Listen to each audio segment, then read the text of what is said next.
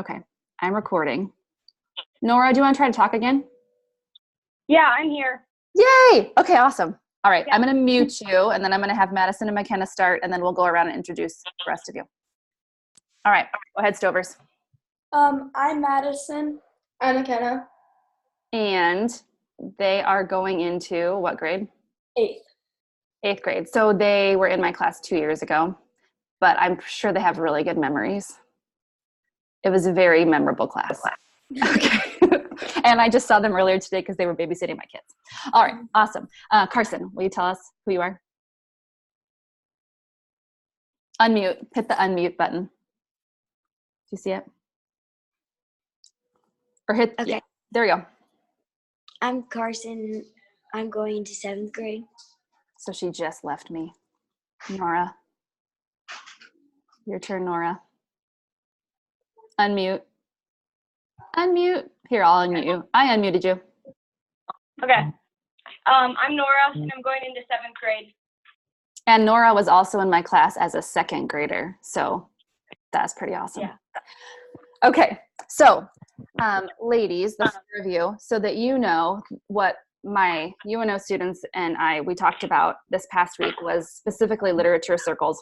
We talked about readers' response notebooks a little bit, but they didn't see any examples. So I'm going to ask you kind of about both of those.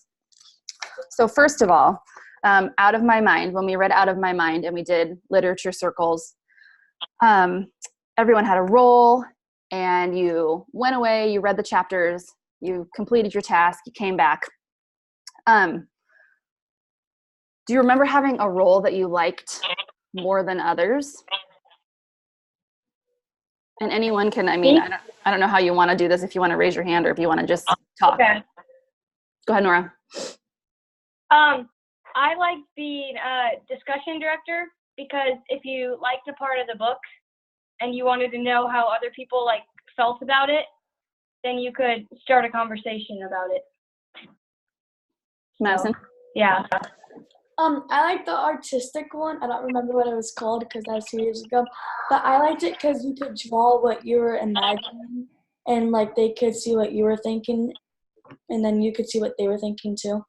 So that one was adventuring artist, and my UNO students did these different roles, but we didn't do that one, but that is a lot of people's favorite. Anyone else have a favorite? Look at all these participants. I love it. This is awesome. Okay. So a couple of weeks into our reading of Out of My Mind, we started talking about both years, this year and last year. We started talking about Bloom's taxonomy, and we did the flip chart and talked about the levels of questioning. Once we learned how to write better questions as a class, what do you think, if you could, now Stovers, I know it's a while back, you might not remember, but Carson and Nora, you guys will remember better. What do you feel like that did for your group's level of discussion? Carson, sorry. I was too busy looking at myself. I felt like the answers were longer. It was just a yes or no. It made it keep going and then go into other questions. Mm-hmm. Good. I agree. And we have not talked specifically about Bloom's. Oh, Nora, something to add? It felt like instead of just doing assignments, it was kind of like we were just talking from we were just having a conversation instead of just our teachers making us do this. Even though I was. Yeah. And we kind of knew more about what we were going into. Good. Yeah. And when I just determined their groups, I told you guys last week in class, I never let them choose groups and I never let them choose partners. So I took a lot of things into account when I made those groups. For Out of My Mind, it didn't really matter what their choice, because everyone read that book. But for the other novel units, they did have choice. And so that played a part. And then a lot of other things played a part too, which we'll talk about once the kids are gone. Because I can't give away all my secrets to the students, that would be really bad. Okay. I'm going to skip that question. Okay, so throughout the year, and then especially with our novels, okay, sorry, this question's a little bit different. Carson and Nora, we did not do reader's response notebooks throughout the whole year. We just did them for the novels written in verse. Madison and McKenna, we did reader's response notebooks throughout the year. So think back to that. What do you remember about writing those letters? I remember how we could say like what we liked about our book and like what we were thinking, but I also enjoyed it because we would write and then people could know what we were talking about, and then she would recommend other books that were like that, so we just could keep reading books that were interesting to us. And that's the way reader's response notebooks are meant to happen. I didn't really do a very good job of those this year. Sorry, Nora and Carson. It also helped us understand better what we were reading. We could put it down on paper. We couldn't just like read the book just to read the book for the challenge. We had to be able to write about it. And it was a grade. Like the better you wrote, the better grade you got it.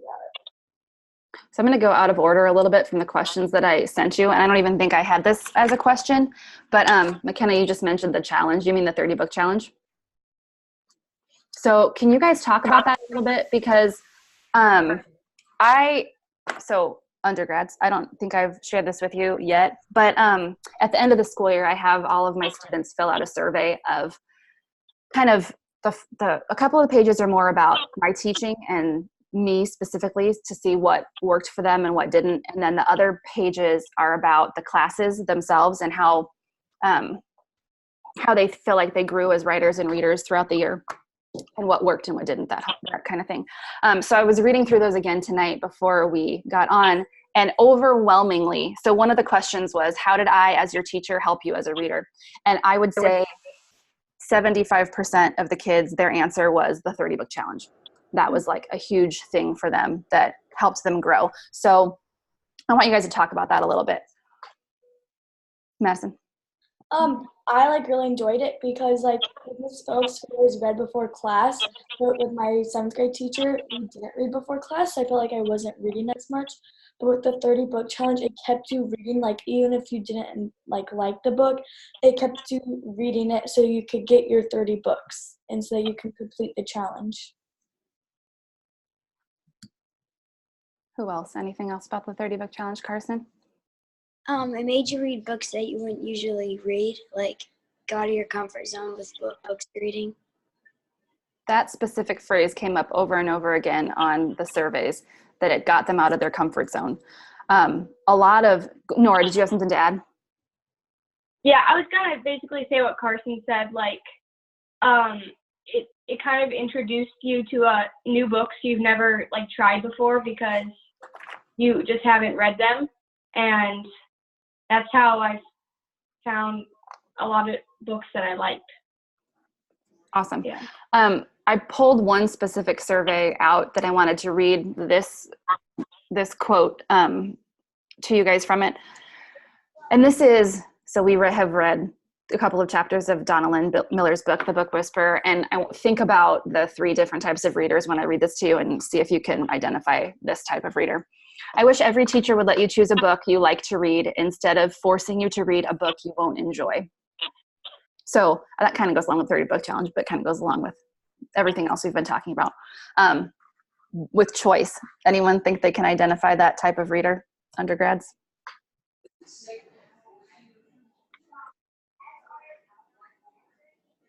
Instead of forcing you to read a book you won't enjoy. Can you repeat? Yep. I wish every teacher would let you choose a book you like to read instead of forcing you to read a book you won't enjoy. I guess it could really be any of them. Mm-hmm. I specifically know this person, so I know what kind of reader she is.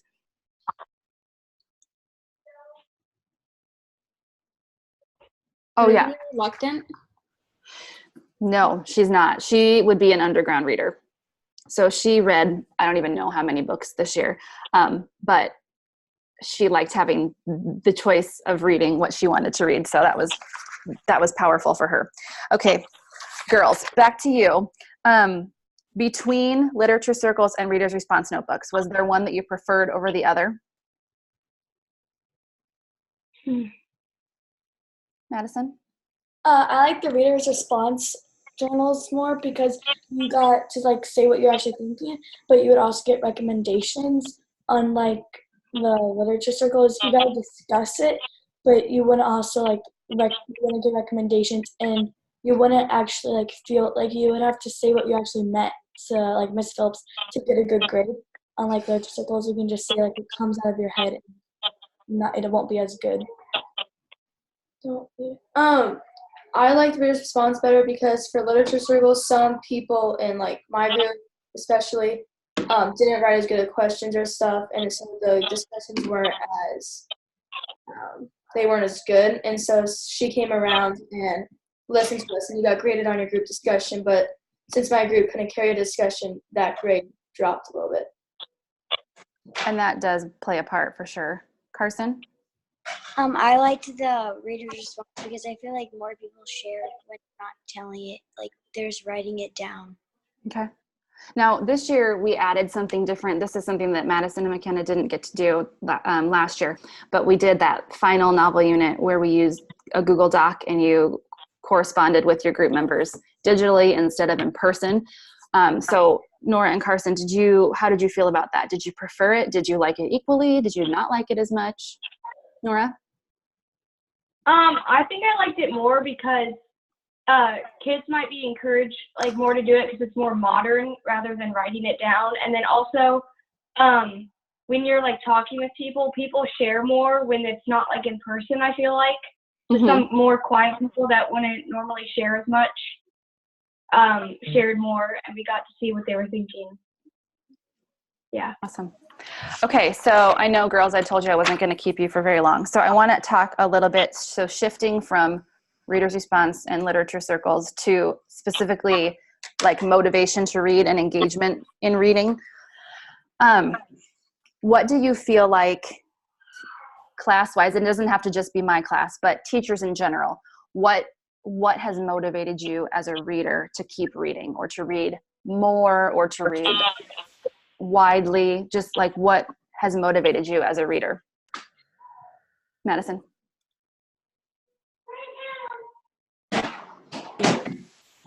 I like it because so once again, Mrs. Phillips actually let us read in class. Unlike my 7th grade, she make us read before class. So I've always liked reading, but Mrs. Phillips always made me like reading more because I would tell her about what I was reading and how interested I was in, and then she would just say another book that sounded just like that, and I would just check that book out and I would read that, and then read another one. So I just kept trying to read as much books as possible. And I mean, I liked reading before, but when I was with her, I loved it. Aw, shucks. Nora? The personal library you have in your room is really awesome because it's not just like we make a trip to the library, to the public library, and take all this work. We can just do that every day before or after school. We can just browse the library and find something that we like. And also that when you share books that you like to read with us, we get kind of like books that we might like because maybe we have the same interest in books. Yeah. Awesome. Carson? Before I didn't like reading a ton, but then after we read a bunch of different styles of books, I found the styles that I really liked, and that those, since I liked them so much, made me want to keep reading that style of book. Yay. That's great to hear. I didn't know you really didn't like reading that much before, so that's good to know. Madison was talking about recommending other books. And so that's one of the big things about this class, and the reason that we have you read so much is because, and read current stuff, is so that you have those titles in mind so that you can recommend them to kids.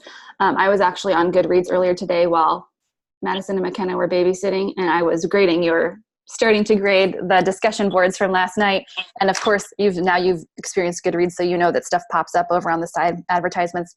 And this book popped up over the side, and I started reading it out loud because I knew McKenna was she was working on a project, but as soon as she heard the titles of 2 books that she had read before, she stopped and she looked up, and I said, I'll send you the title. It was about dogs. She loves dogs. Okay. That's good. Oh, yes. And then the beginning of class, reading at the beginning of class. So we start, even though I only have them for 44 minutes, and I could easily fill 44 minutes with instruction, we spend at least 10 minutes, usually closer to 15 minutes of every class period reading at the very beginning of class. And with the exception of Fridays I read to self too. But there are other days I go around and I talk to the kids about what they're reading. So that was another thing that some kids wrote on their surveys was that they really liked talking about what they were reading with their classmates and with me. And again, overwhelmingly, kids wrote that they wished. Another question was, what do you wish every teacher would do for you as a reader? And almost, I would say 90% of the kids wrote that they would give me time to read in class. And that isn't happening in a lot of our classrooms because we feel the pressure of testing and we have to get them from here to here. And we know, the best way to get them from here to here is actually to have them read. But a lot of us teachers feel the pressure and we feel like, oh my gosh, I can't use this time to let them read. I need to use this time to teach. So trying to get away from that fear and realizing that they are going to grow if you let them read is hard, but super important. And the kids, they see the benefits of it too. Okay. Is there anything else, ladies, girls, that you think these future teachers and librarians should know before I let them ask you questions? No, you're good. Okay. Okay, so Emily has a question. Is the reading at the beginning of class worth the instructional time lost? How do you make up for the lost time? Yes, absolutely, it is worth it.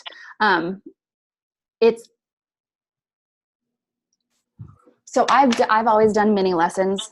I can never teach 44. That's like their attention span isn't long enough to be with me for that long anyway. So I always do mini lessons. I always have taught that way. But I kind of relate it to math. So our school is very math driven. And if they're working on computation problems in math class, that seems logical, right? Right. If you have a page of, and I don't know exactly how a 6th grade math class works, but I know how my 2nd grade math class worked.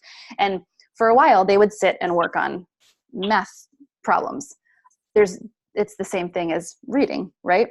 You give them the strategy and then you have them take it into the book and use the strategy. So it's more so just realizing that what you're doing actually is working.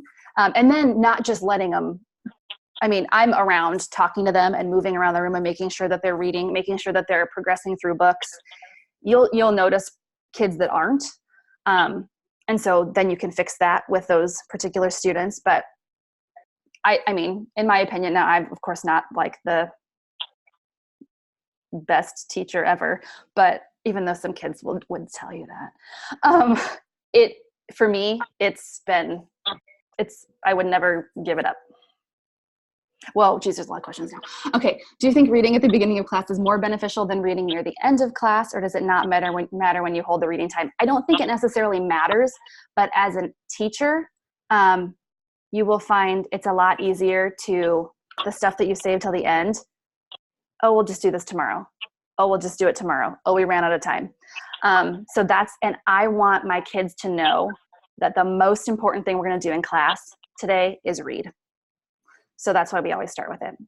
It's like a non-negotiable. Okay. Ooh, are you asking the girls what their favorite book they read this year is? Okay, awesome. So best book. Nora and Carson, you guys can start because you already had to choose. But Madison and McKenna, you had to do it the year before, but I want you to think about what your best book was of 7th grade. Okay, Nora, you go first. My favorite book was Jurassic Park by Michael Crichton. Tell us more. That's how you say it. Because I love dinosaurs and I love science fiction, and the book was just really fun to read, and I read it actually multiple times. And you have a shirt now. What? You have a Jurassic Park shirt too. Shirt, t-shirt. Not on, but you own one. Yeah. Yeah. Okay, awesome. Carson. Mine was booked. I'm not author. I know they wrote Booked and Crossover. Kwame Alexander. Because I love the books in verse, because I feel like it makes you're reading faster, and like makes it feel like the book's not going on forever. And I feel like it's like action packed. And you kind of like soccer. Yeah. Which, congratulations, girls. Nora and Carson were on the championship 6th grade team of a big, humongous soccer tournament over the weekend in Okoboji. Yay. Okay. Madison, did you come up with one? Yes, mine was The Long Way Down.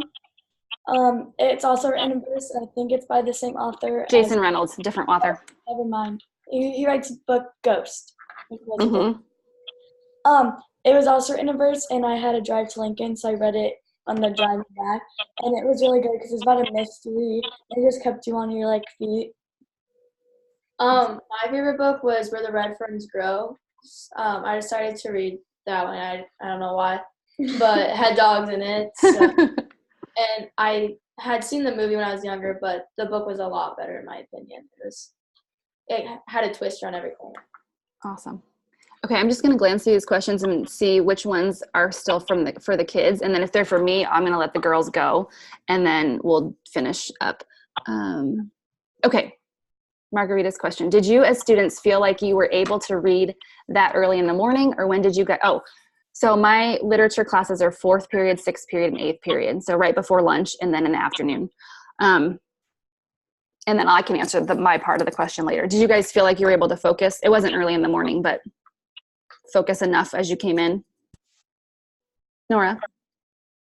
Yeah, because being in middle school, there's not a lot of time to have time to read and do things like that during the day.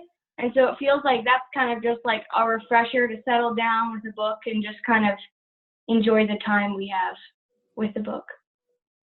And Nora and Carson were in Carson didn't start in 8th period, but she ended in 8th period, right?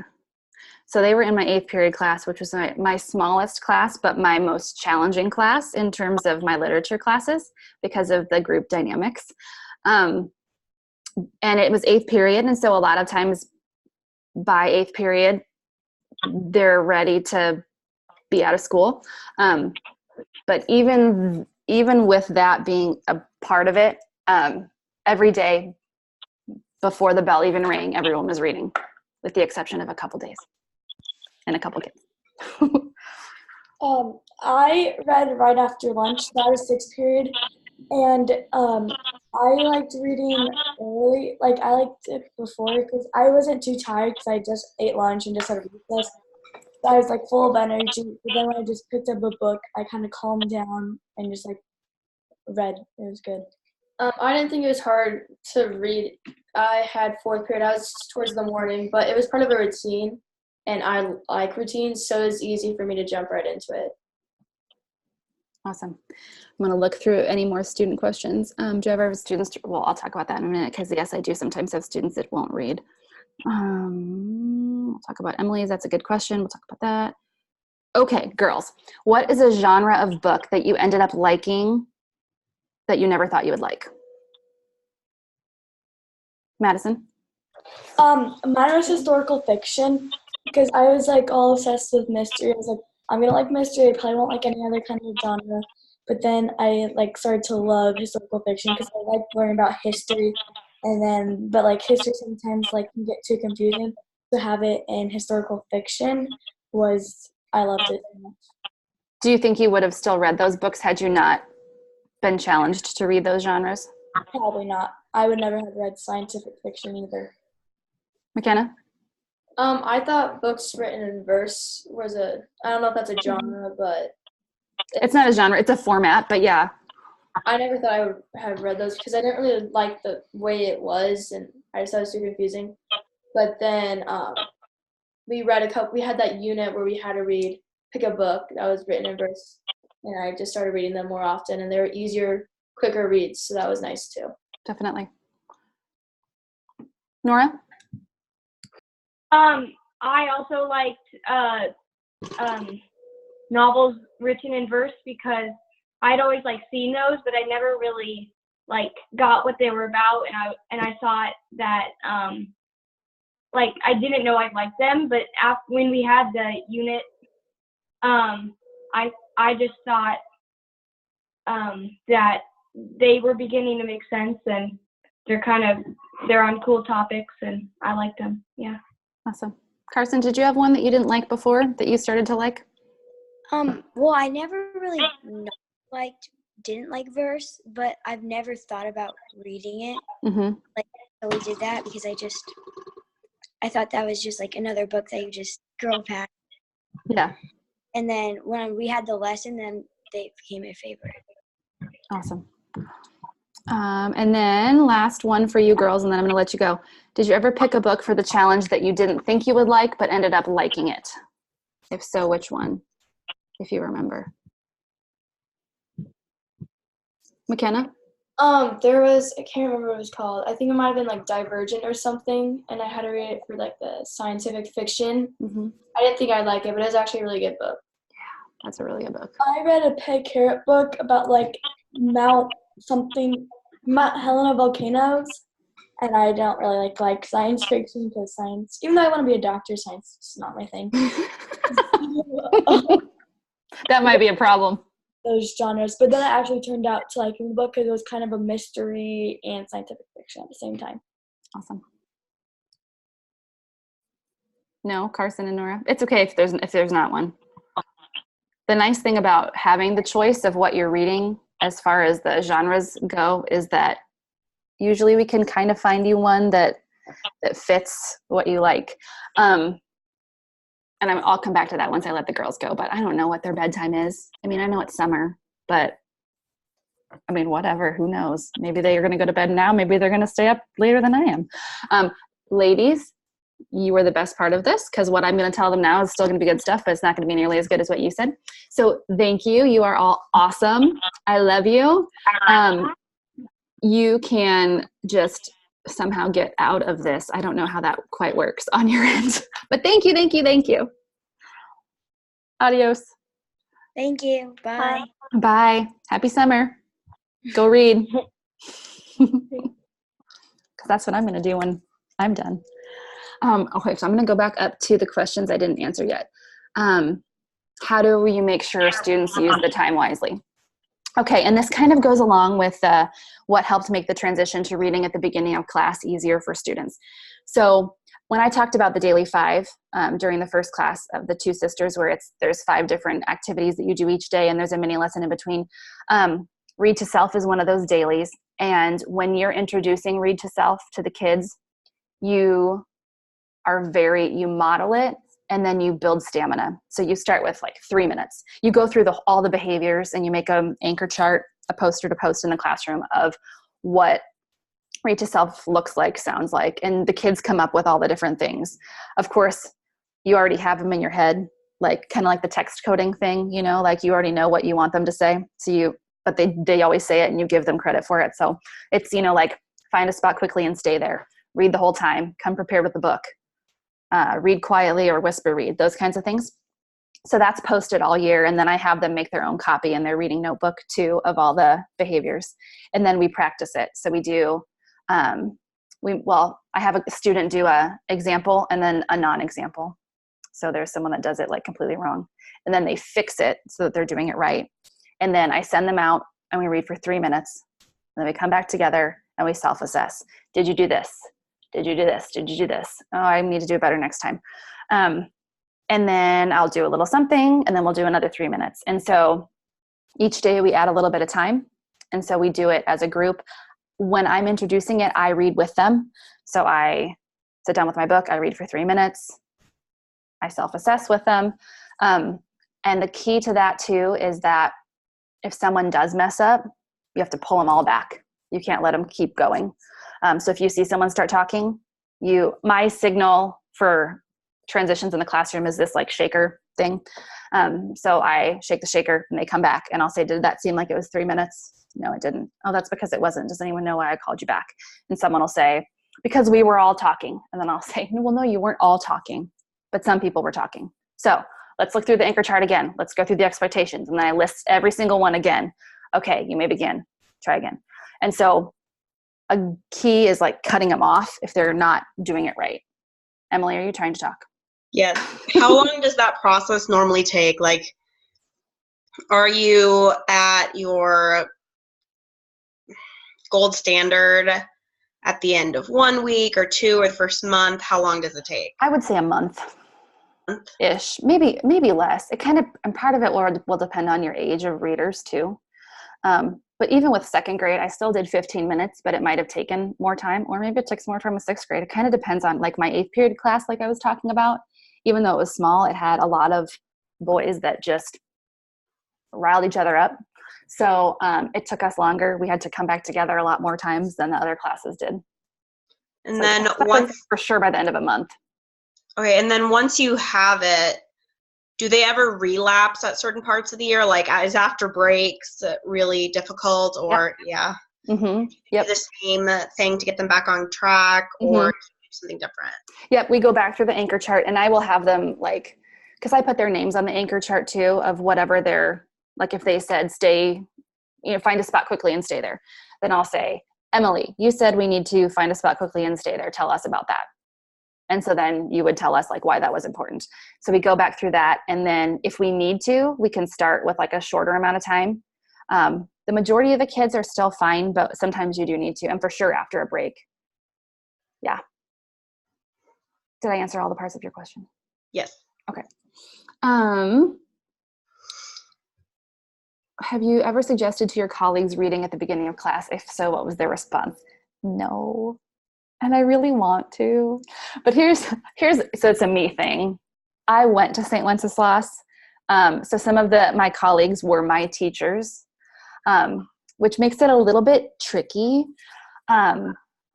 when it's like, hey, guys, you're not doing it right. I mean, I obviously would never say that.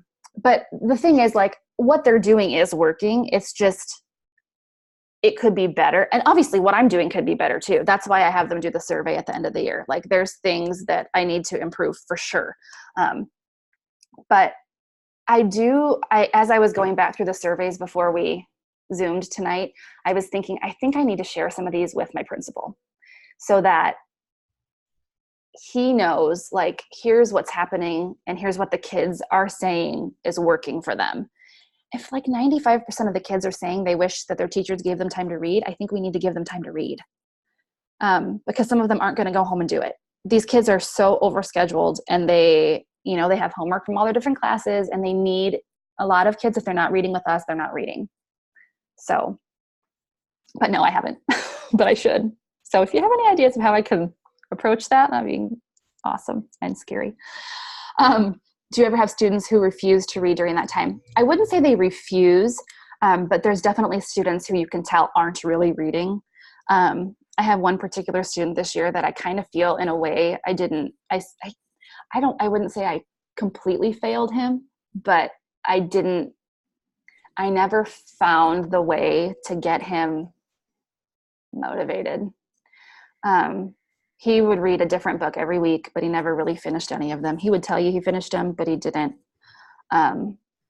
He's a tricky kid in general. But what I have requested an iPad for my classroom for next year, with the hopes that if they're listening to the book and following along, that might help. I had my 6th period class usually has my resource students in it. And so I actually have more than one student that could use an iPad, but if we could get that moving around, I think that would be helpful for them. I do try to meet with those kids more often than the rest of the class. Like I try to conference with them as often as I can so that I can talk to them about what they're reading and try to fix if I find that they're not really reading, try to get a book in their hands that they will like. Punishment, I don't really do anything for punishment. They don't do as well on the assessments and things like that, but I don't have any I don't give them, we have behavior marks. I don't give them behavior marks unless they're disturbing the rest of the class. What helped make we already talked about that. Sean, okay. Pick up Can the students go to different parts of the room to read? Yeah. At the beginning, no. Actually, at the beginning, I assign them where they're going to go just so that we save time. But then, yes, they can read around the room. They can read wherever they want. Some of them still choose to read in their desks, but, you know, we all have like a spot where we really like to go read. I always read in like the corner of my couch with my back up against the arm.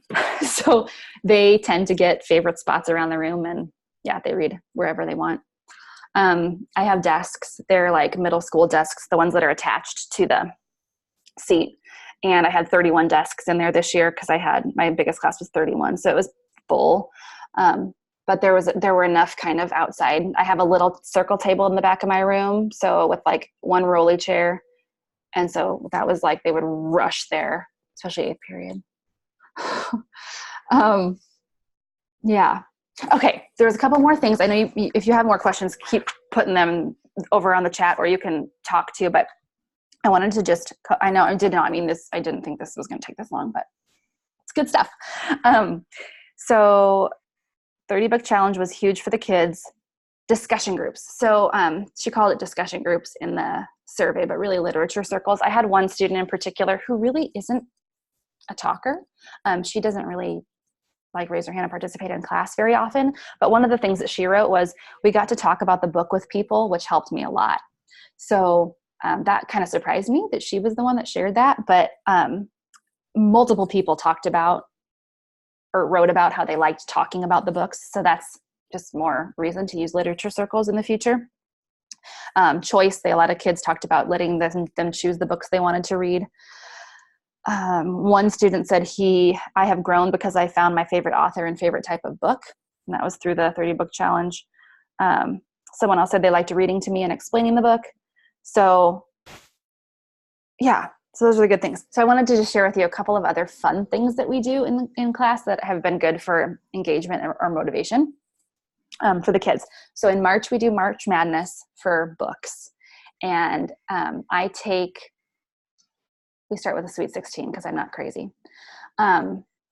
And we do 16 books that are common experiences. So from the time at St. Wenceslas when they started, so I think Charlotte's Web is the first one they read as a class. So we take all books they either read as a class or had read aloud to them by teachers, and then we set them up and we do brackets, and it's fun. And I have them fill out a bracket, and we score the brackets, and then we vote each time. So the kids just vote on what their favorite one was for each of the pairings as we advance the books. That was just super fun. And then this year, what we added to March Madness was vocab skitball, which was really fun. And I had some of the kids bring in their the little basketball hoops that you can put on a door. And that's how we graded our vocabulary assignments. If they got the answer right, they got to make a shot. And and then there was like a certain number of the day. So if they made a 3-pointer, they had to multiply it by the number of the day. And it got pretty intense. But some of the boys put on their survey that was their favorite part of the year. So vocab skitball, that was fun. This past year I didn't do it, but with the Madison and McKenna, we did it that year. We did shelfies. So the kids took a picture of themselves with either their bookshelf or their books or something like that. And then the kids voted on which one they liked the best. It was just there was no grade or anything like that. It was just a fun kind of thing to help with just the culture of reading. Best book we talked about in class, that was a big thing. This year this is a vocab thing, but I think you could totally do it for book talks. We did vocab videos. I don't know if you've heard of Flipgrid or if any of you have used Flipgrid before, but it's a really easy video sharing site. And we used them for vocabulary videos, but that would be a great way to do book talks if you were doing that. And then another thing, so I just brought a couple of books that I wanted to show you that are other professional development books that I have used to kind of inform my teaching. So Donalyn Miller has another book, which is this one. It's called Reading in the Wild. And one of the things that this one talks about is it's kind of like habits of readers and lifelong readers. And one of them is that readers plan. And so we talk a lot in class about, I talk about my plan of what I'm going to read next. Sometimes I even have that book posted as Mrs. Phillips' next book. We talked about summer reading plans, and I asked the kids, what are your plans for summer reading? I didn't say are you going to read this summer? I just said, what are your plans? asked them, like I was assuming they already had a plan, and most of them did. And one of them even said, I'm thinking about starting a book club with my friends so that we can all read the same book. And I was like, that's awesome. I love it. So yes, Reading in the Wild is a good one. And then this is Passionate Readers. This is by Pernille Ripp. She also has one called Passionate Learners, but she has some good stuff in here. And this is like a really quick read. It's a fast one. Although it does bother me that I think whoever that edited it didn't do a very good job, because in the back it says, like, how are you as a reader? This should be at the beginning of the appendix, as it is the first survey I give. Like, that was not supposed to be in the book. And then this is Book Love. I talked a little bit about Penny Kittle in the last class. She's the Donalyn Miller of secondary. So even though she's secondary, it's still good stuff if you want to work with older kids. So those are some other resources that I have. Okay, well, Emily has one more question on here. Would you post a blank version? Oh, yeah, I will. And most of that I stole from Pernille Ripp, Passionate Readers, in the appendix. At the beginning? It's the first survey she gives. No, the other one, the opposite, the end survey. Oh, the second book, this one, Passionate Readers, Pernille Ripp.